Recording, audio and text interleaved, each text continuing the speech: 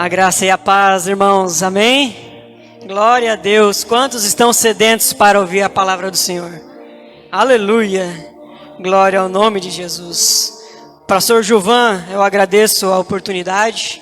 É um privilégio poder estar aqui compartilhando com os irmãos a palavra que o Senhor tem colocado ao meu coração. Amém?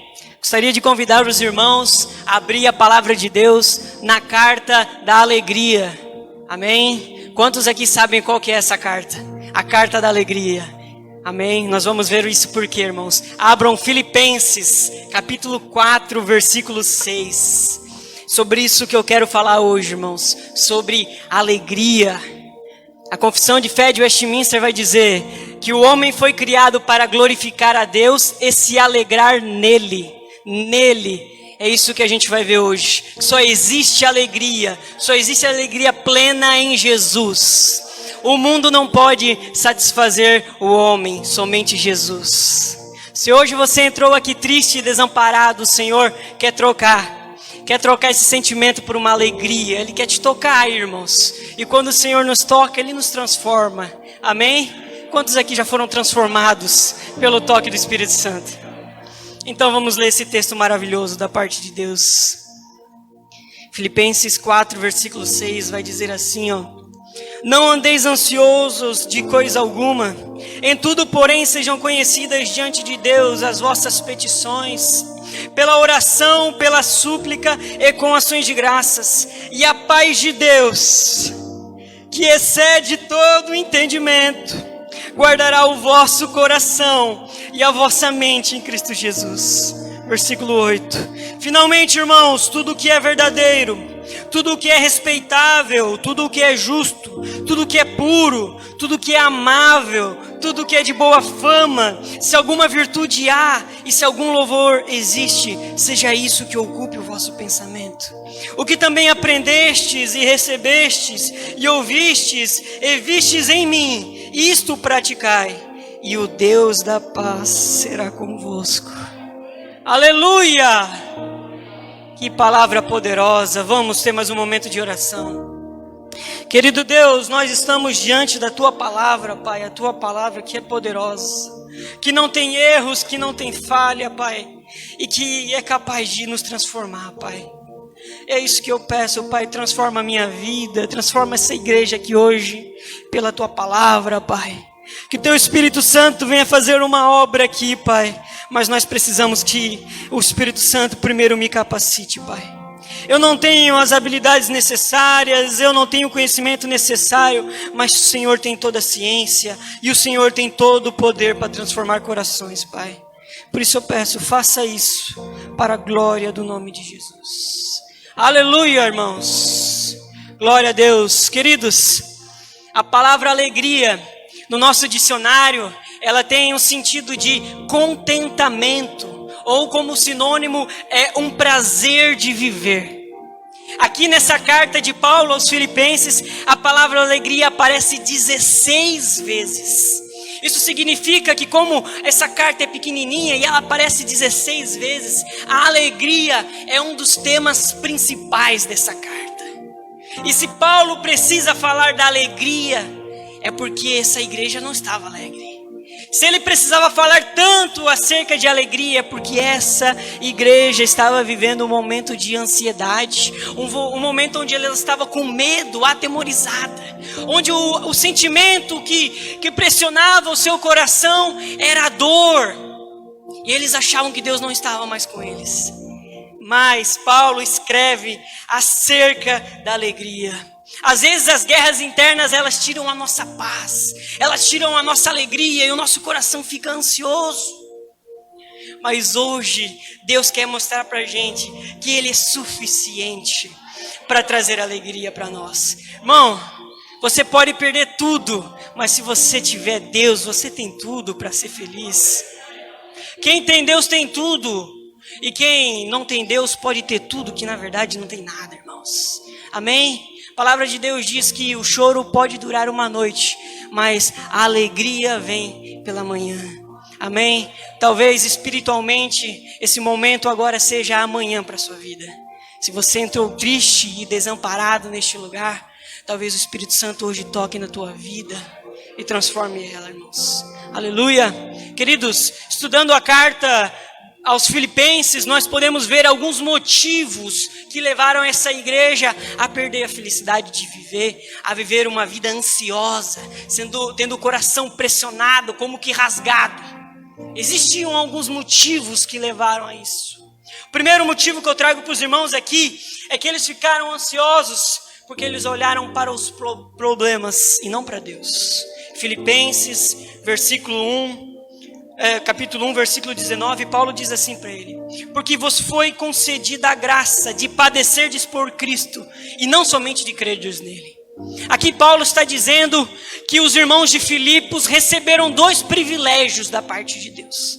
O primeiro privilégio era de poder crer em Jesus, e o segundo privilégio era de poder sofrer por ele. Se Paulo precisa dizer que sofrer por Cristo era um privilégio, é porque essa igreja não via dessa forma. Ela estava sendo perseguida, afrontada em sua fé, sendo perseguida publicamente nos seus empregos, na sociedade, e isso causava um grande aperto para eles. Somado a isto, o apóstolo Paulo, que foi o pastor fundador da igreja de Filipos, estava preso em Roma. Os cristãos viam essa situação e ficavam angustiados. Talvez Deus nos abandonou. O que aconteceu conosco? Por que sofremos tantos? E eles olhavam para os problemas ao invés de olhar para Deus, e então eles ficavam angustiados. Eles sofriam, irmãos. Mas Deus diz que nós não devemos olhar para os nossos problemas, nós devemos olhar para Deus. Não diga para Deus o tamanho do teu problema, irmão. Diga para o teu problema o tamanho do teu Deus. Aleluia. Olha o que diz Hebreus capítulo 12, versículo 1 e versículo 2. Esse versículo vem muito a calhar. Portanto, também nós, visto que temos a nos rodear tão grande nuvem de testemunhas, desembaraçando-nos de todo o peso, de todo o pecado que tenazmente nos assedia, corramos com perseverança a carreira que nos está proposta, olhando firmemente para o autor e consumador da fé, Jesus, o qual em troca da alegria que lhe estava proposta, suportou a cruz, não fazendo caso da ignomínia, e está sentado à destra de Deus. Irmãos, não olhe para os problemas, olhe para Jesus. Ele está no controle, não perca ele de prisma. Foca nele, irmãos, foca nele. Que quando a gente não foca nele, quando a gente começa a olhar demais para os problemas, demais para a nossa conta bancária que está quase negativa, e olha para as dívidas, e olha para a saúde, e olha para o diagnóstico que a gente recebe, a gente treme, irmãos. A gente vai ficar mesmo desamparado, a gente vai ficar mesmo com medo. Mas se a gente olha para Jesus, que está no controle, que está na sala do trono de todo o universo, então tem paz no nosso coração. Então a gente pode descansar, porque quem controla todas as coisas não é o homem, é Deus. Aleluia.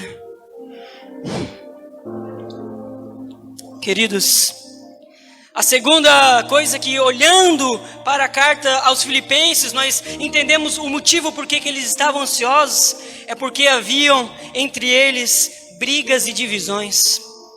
Quero ler com os irmãos Filipenses capítulo 2, versículo 3. Textos vão ser projetados. Filipenses 2, versículo 3, Paulo corrige a igreja falando o seguinte: nada façais por partidarismo ou por vanglória, mas por humildade, considerando cada um dos outros superiores a si mesmo. Agora lá em Filipenses, capítulo 4, versículo 2, Paulo também vai dizer o seguinte: rogo a Evódia e rogo a Síntique, pensem concordemente no Senhor.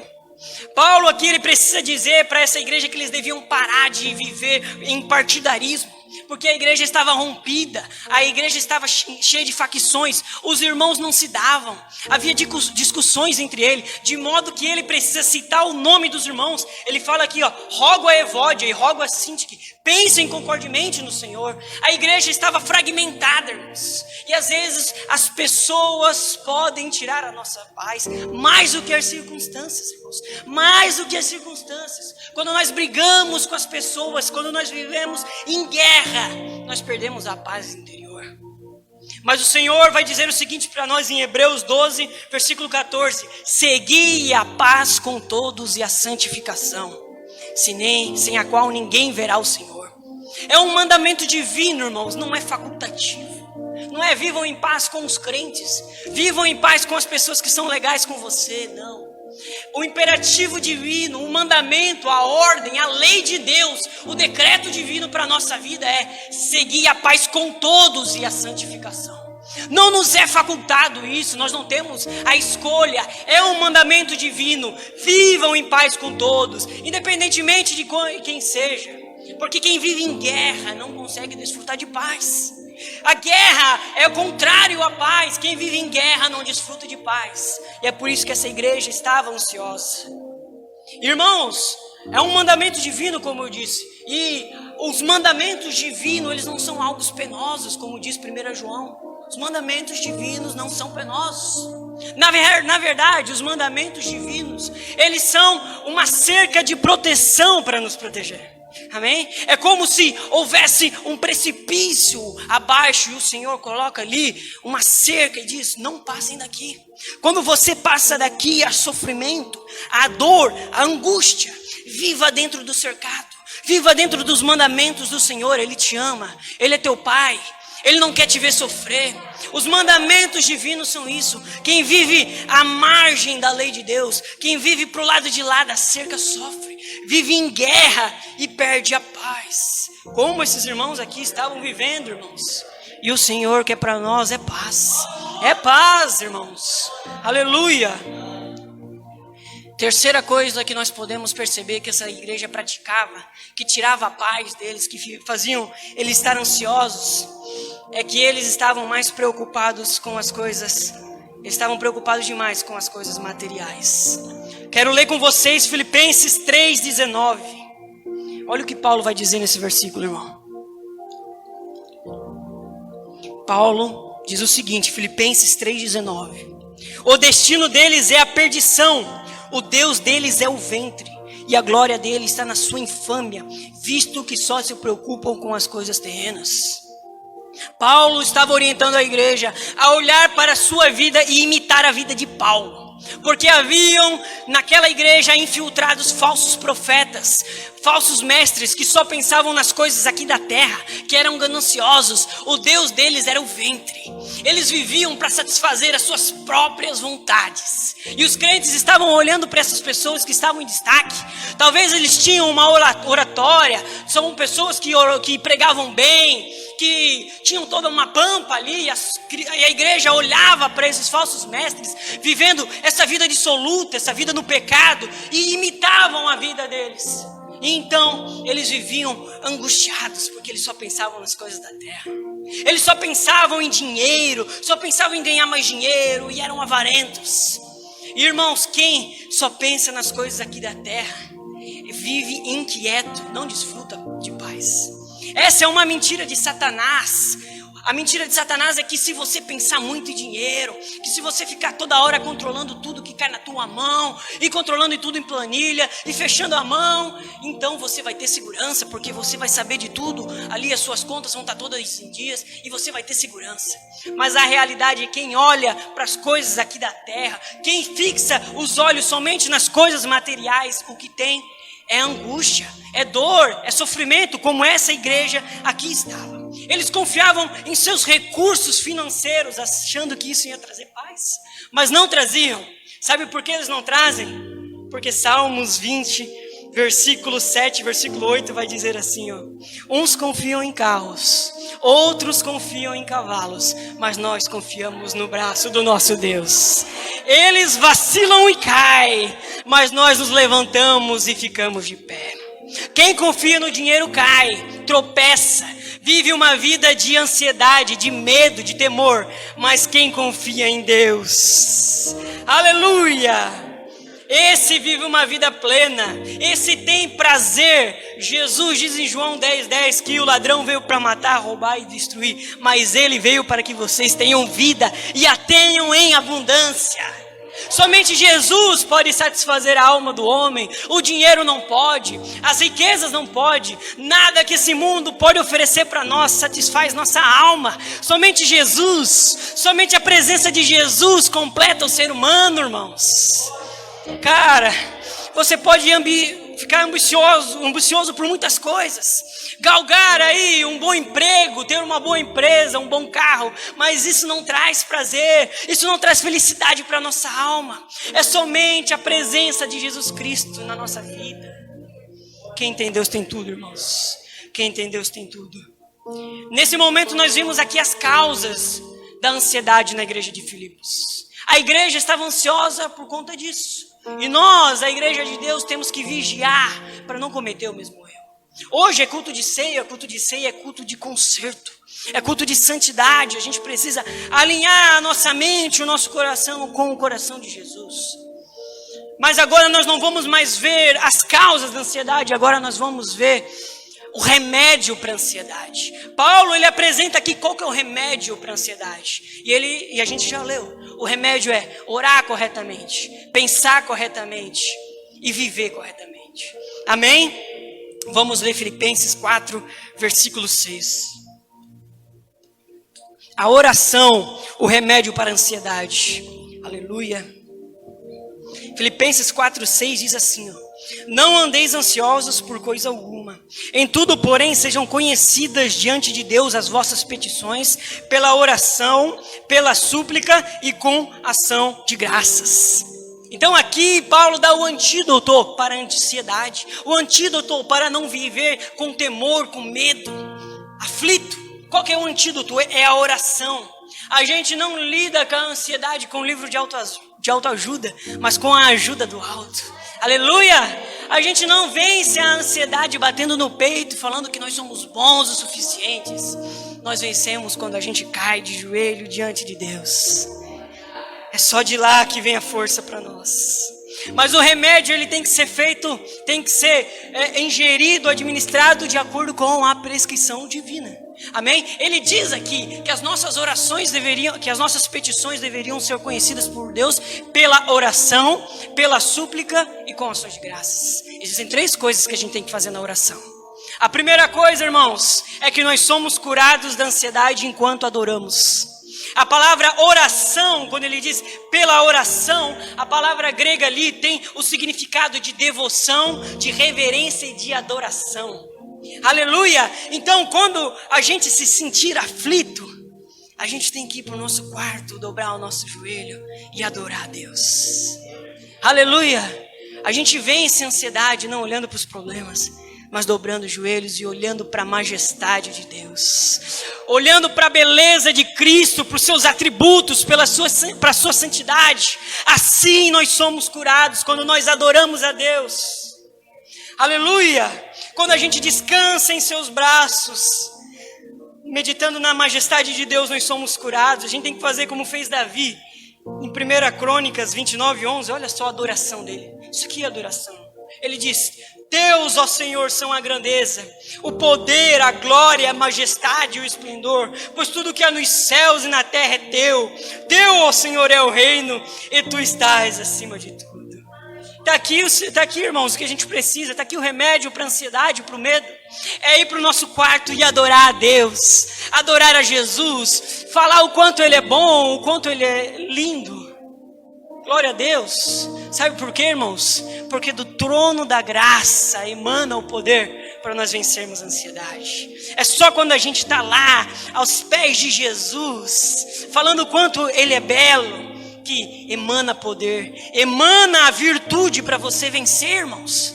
É do trono da graça, não existe mais nenhuma fonte de poder aqui na terra. Pode procurar Buda, pode procurar o que quiser, a fonte de poder só vem de Jesus, porque Ele tem toda a autoridade. Aleluia! Somos curados da ansiedade quando apresentamos a Deus as nossas necessidades. A segunda palavra que Paulo fala ali, que nós devemos apresentar as nossas petições pela oração e pela súplica. Nós devemos então pedir a Deus. Nós devemos entrar no nosso quarto e pedir a Deus. Jesus fala em Mateus 7:7, pedi e dar-vos-ia.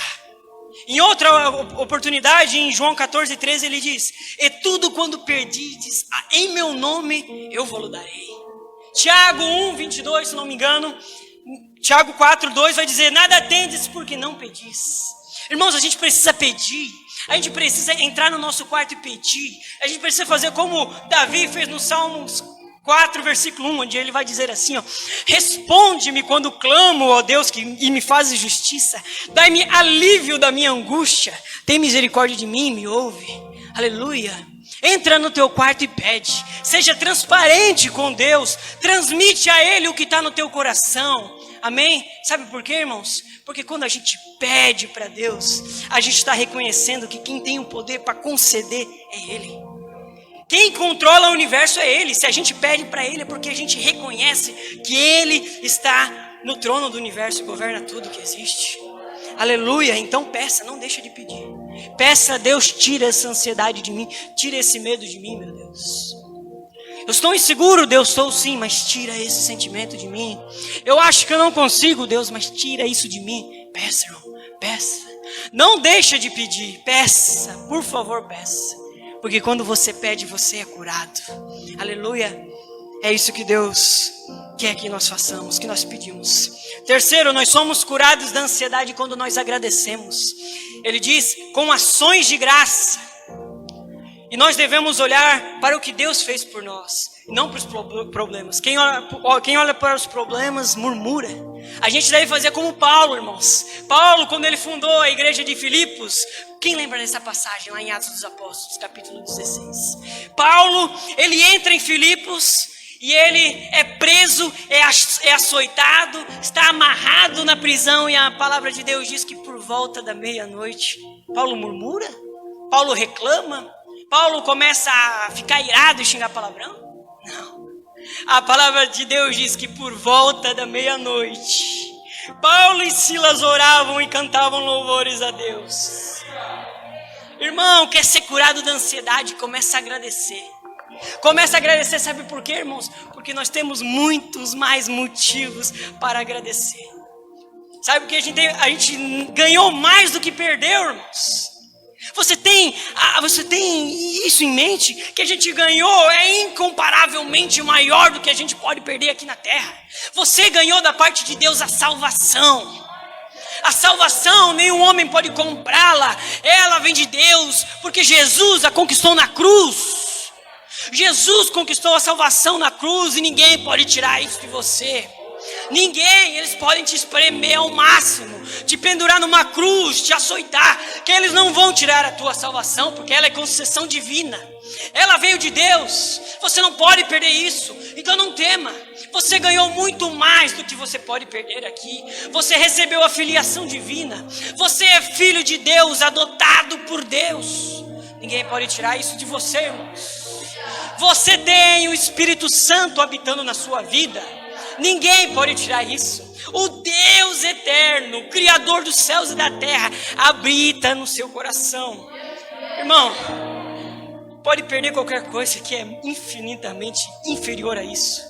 Infinitamente inferior a isso. O que nós ganhamos é muito maior.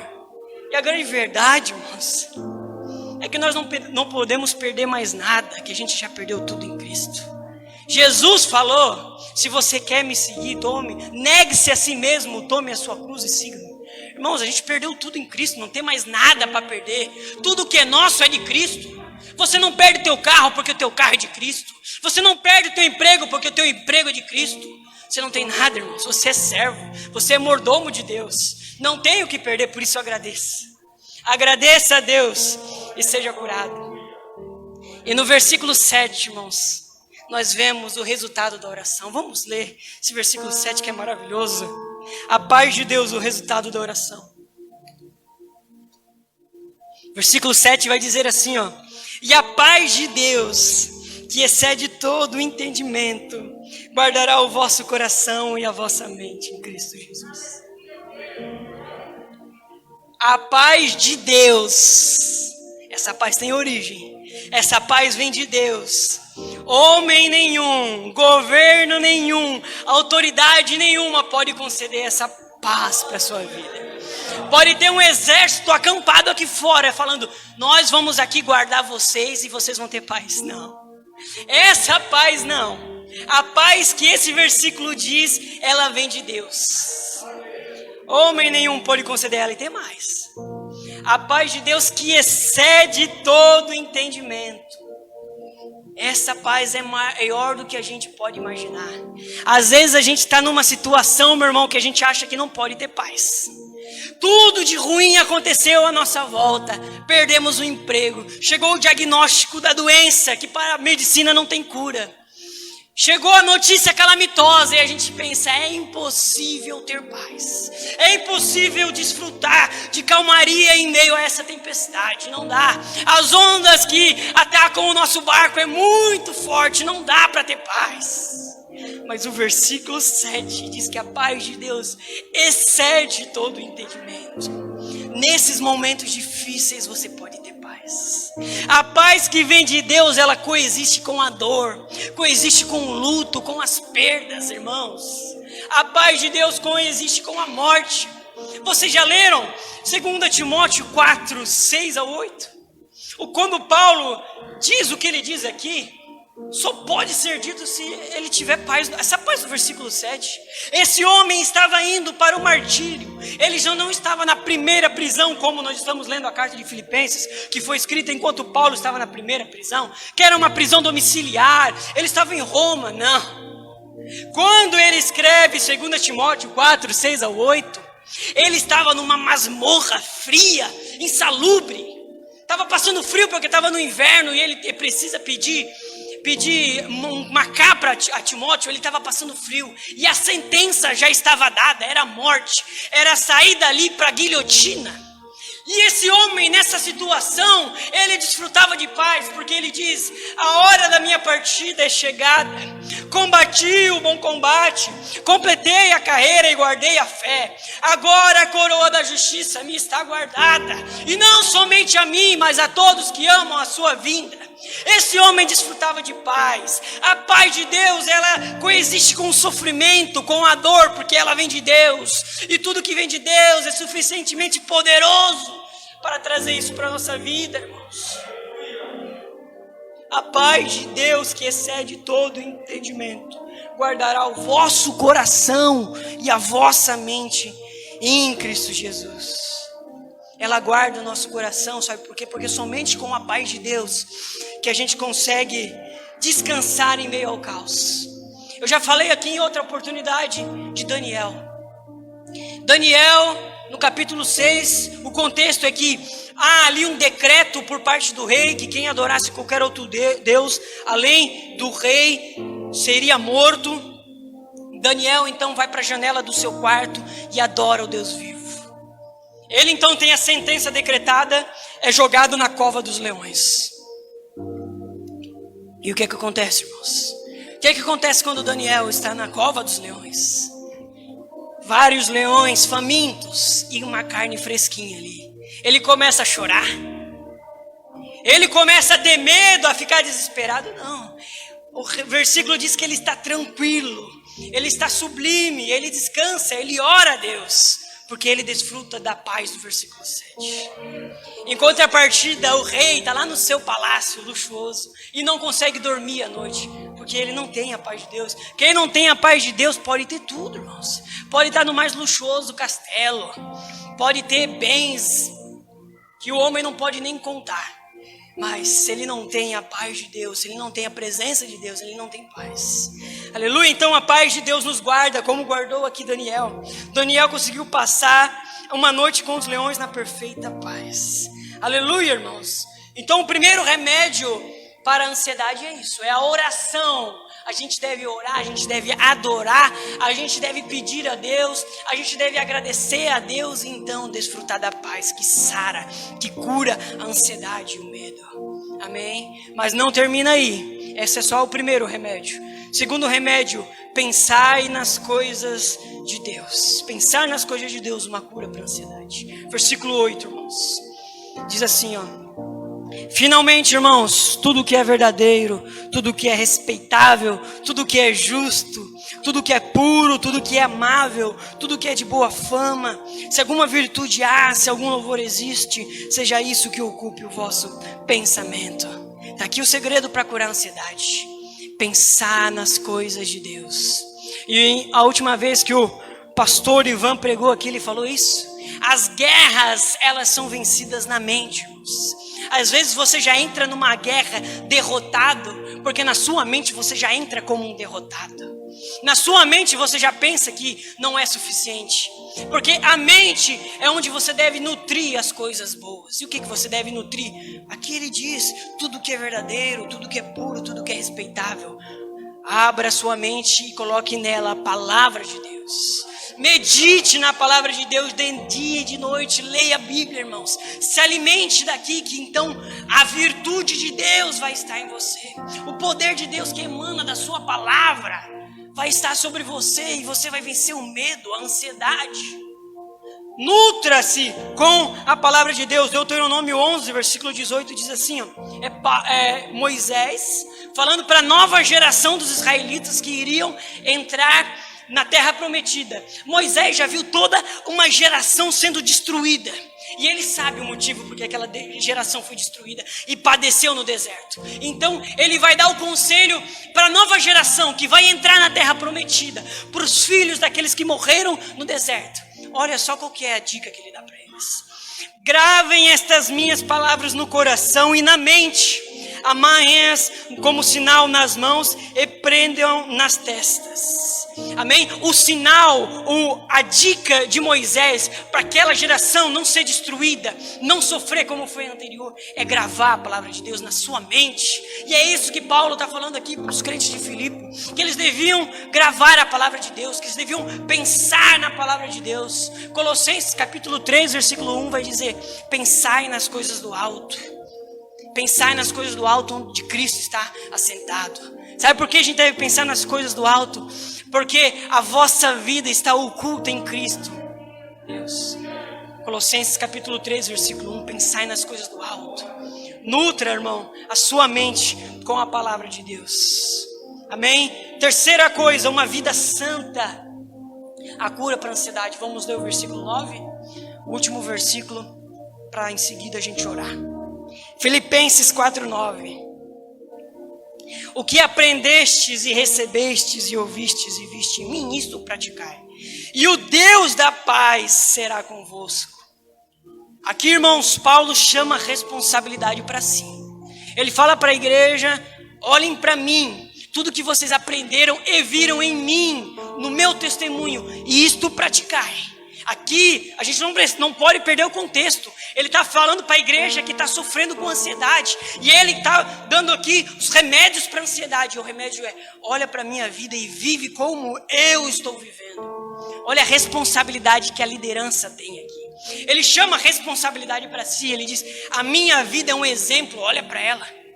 E se ele pode falar isso é porque ele vivia uma vida de acordo com a palavra de Deus.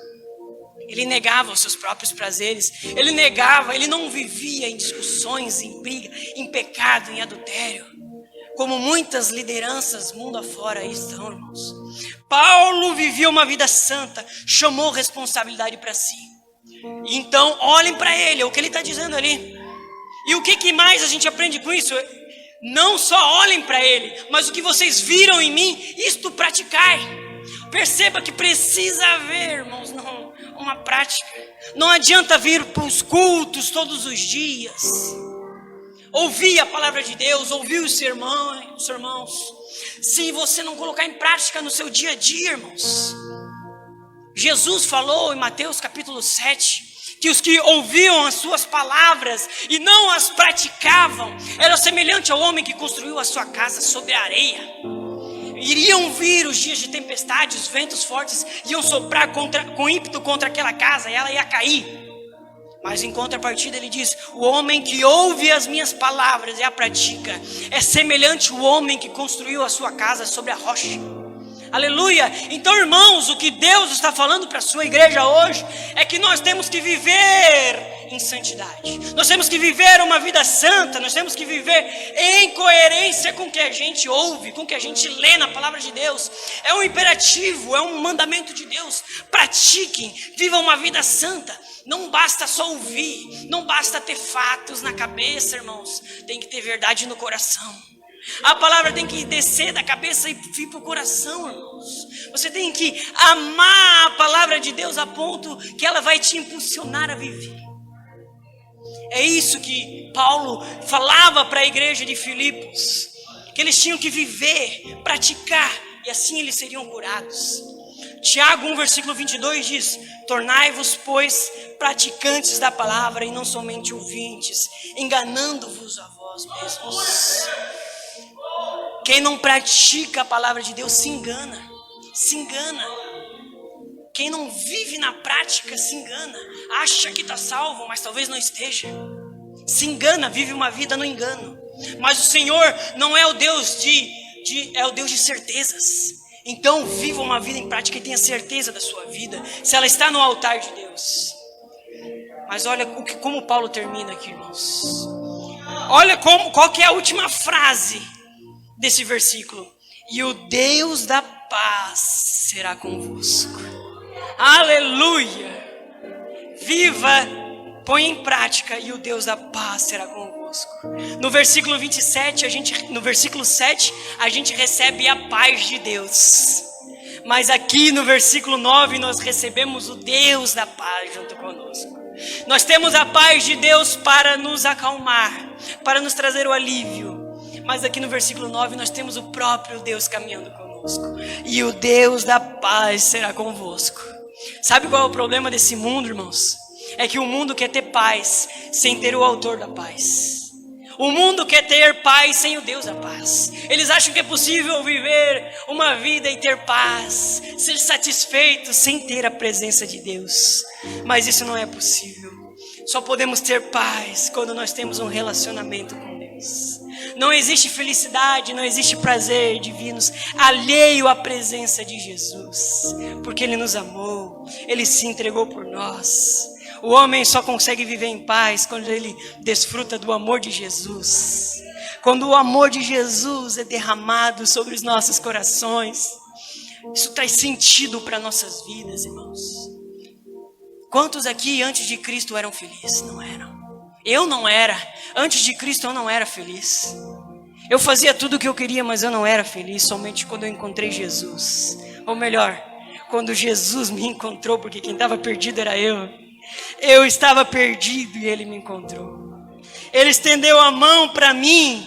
E naquele momento, irmãos, naquela estrada de Damasco, onde eu fui encontrado por Jesus, a minha vida teve sentido.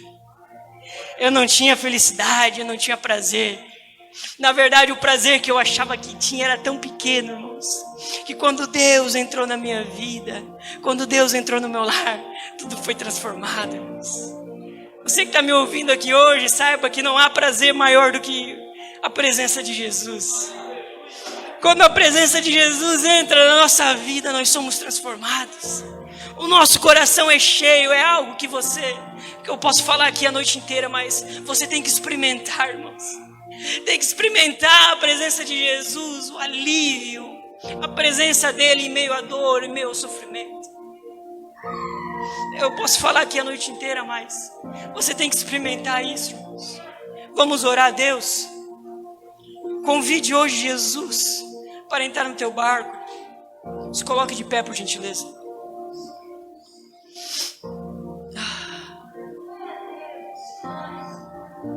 Se o teu barco, irmão, está sendo atacado pelas ondas e você acha que vai afundar, você acha que não tem jeito, irmãos, hoje eu estou aqui para dizer que tem jeito sim. E o jeito se chama Jesus Cristo de Nazaré, o Deus Todo-Poderoso. Ele traz sentido para a minha vida, Ele traz sentido para a tua vida. O Jesus poderoso, a presença dele muda tudo. Se ele estiver no teu barco, irmãos, pode vir o vento que for, pode vir as ondas que vierem, E elas podem bater com muita força no teu barco. O importante é que Jesus está nele. Se Jesus está nele, então você vai ter o alívio necessário. Pai, eu quero orar com eles.